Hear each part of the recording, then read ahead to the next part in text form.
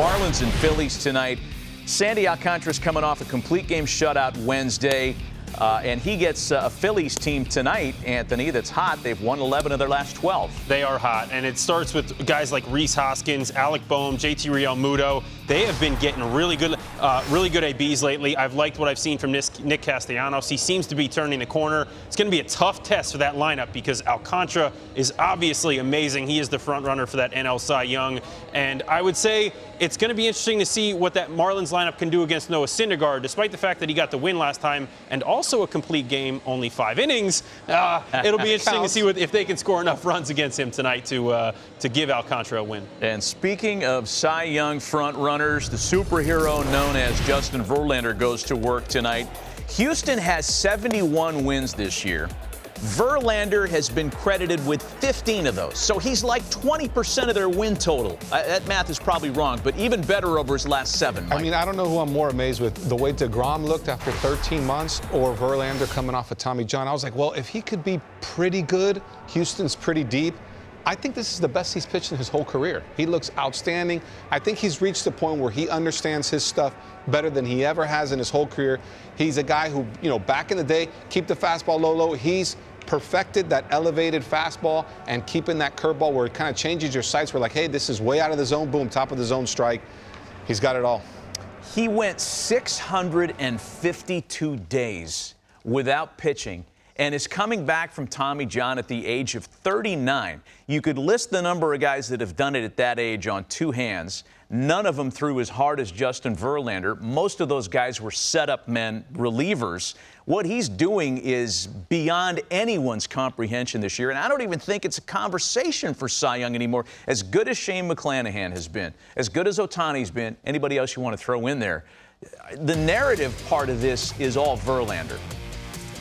From what I've seen, Verlander has easily been the most consistent. I would say the one guy who's making a charge on that list is Dylan Cease because he has been amazing over the last several months. I don't even know how many starts he's on, giving up 1 run or less. It's unfathomable what he's doing. But Justin Verlander, to do what he's doing at his age, coming off those injuries, you mentioned the amount of days. Well, he only threw 6 innings in that 2020 season. So, I mean, you could pretty much go even back before that. It is really impressive what he has been able to do this year. And he's not doing it the way he used to. Yes, the strikeout numbers are still good, but this isn't vintage Justin Verlander striking out 11 or 12 per 9 innings. This is a little bit more of a letting guys put it in play at times, but knowing he still has the stuff to get it to 97, 98 late in the game when he needs it. It's so impressive.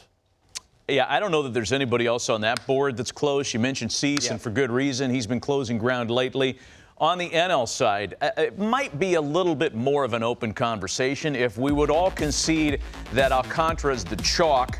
Max Fried's been great all year, and the guy that's hot right now in this group is Zach Wheeler. If he could pitch his whole schedule at home, he'd win it in a landslide. Well, he's unstoppable at home, and I tell you, he had a couple starts, especially early. It was like 6 earned, then he threw 3 innings. You take away those, his ERA is a sub-2. It's really impressive what he does. And in a park that's pretty hitter-friendly. And when you sign those big deals, I think when you go to a place like Philadelphia or Chicago or Boston, New York, those places, they expect you to be better than what you are, than when you were at your best. And I think Zach Wheeler's actually gotten a lot better than when he was with New York. He seems like his stuff is fine-tuning. He has that rise in his fastball. He can add and subtract.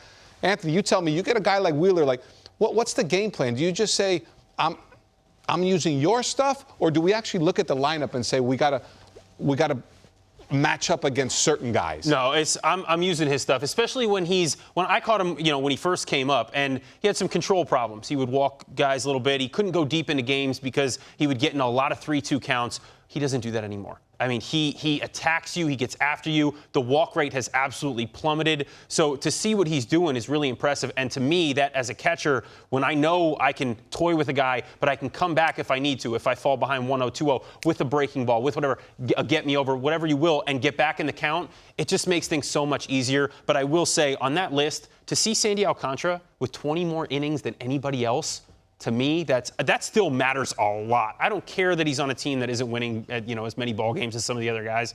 That guy's far and away my NL Cy Young winner. And unabashedly drinking from the Budweiser throne that was delivered to him in the clubhouse earlier this year.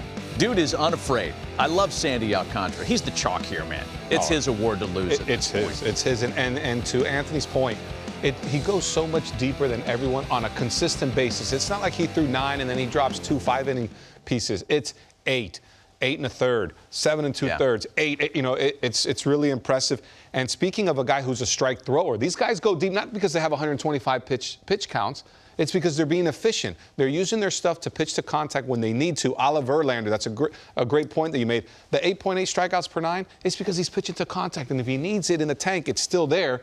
But it's an understanding, I think, of your arsenal of when you need to rear back and get it, or when you can. Hey, a dream is to get an out in the first 2 pitches, right? You just keep the game going, and he's been an absolute innings eater.